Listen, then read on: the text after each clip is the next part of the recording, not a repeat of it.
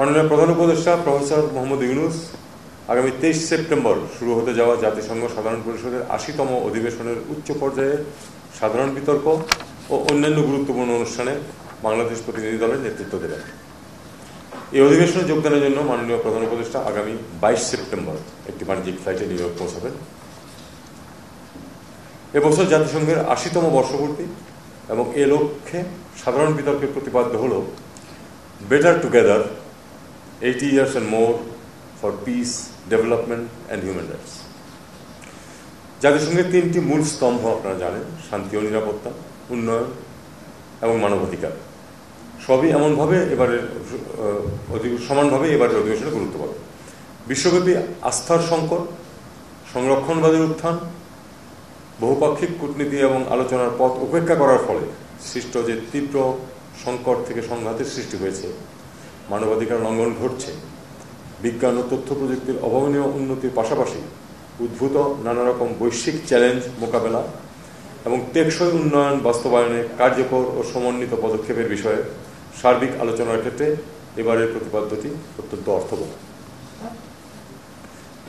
এবছরের অধিবেশন বাংলাদেশের জন্য বিশেষভাবে তাৎপর্যপূর্ণ, কারণ এবার 30 সেপ্টেম্বর 2025 তারিখে জাতিসংঘ সাধারণ পরিষদের সভাপতির সভাপতিত্বে High Level Conference on the Situation of Rohingya Muslims and Other Minorities in Myanmar শীর্ষক একটি উচ্চ পর্যায়ের সভা অনুষ্ঠিত হবে।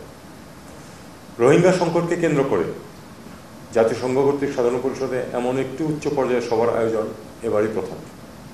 উল্লেখ্য, গত বছর জাতিসংঘ সাধারণ পরিষদের মাননীয় প্রধান উপদেষ্টা প্রথমবারের মতো সকল অংশীদারের অংশগ্রহণে জাতিসংঘ কর্তৃক এমন একটি উচ্চ পর্যায়ের সভা আয়োজনের প্রস্তাব করেন। মাননীয় প্রধান উপদেষ্টার এই প্রস্তাব দ্রুত বিশ্বব্যাপী গ্রহণযোগ্যতা লাভ করে, যার পরিপ্রেক্ষিতে জাতিসংঘের সদস্য রাষ্ট্রসমূহ সর্বসম্মতিক্রমে একটি রেজলিউশনের মাধ্যমে জাতিসংঘ সাধারণ পরিষদের সভাপতির নেতৃত্বে উক্ত উচ্চ পর্যায়ের সভাটি আয়োজনের সিদ্ধান্ত গ্রহণ করে।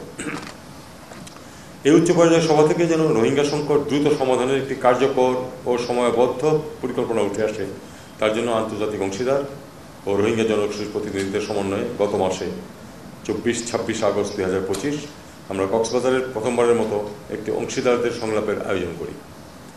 এছাড়াও আপনারা অবগত আছেন যে জাতিসংঘ মহাসচিব আন্তোনিও গুতেরেস গত মার্চ মাসে বাংলাদেশ সফর করে রোহিঙ্গাদের সাথে সংহতি প্রকাশ করে কক্সবাজারে একসাথে ইফতার করেছিলেন।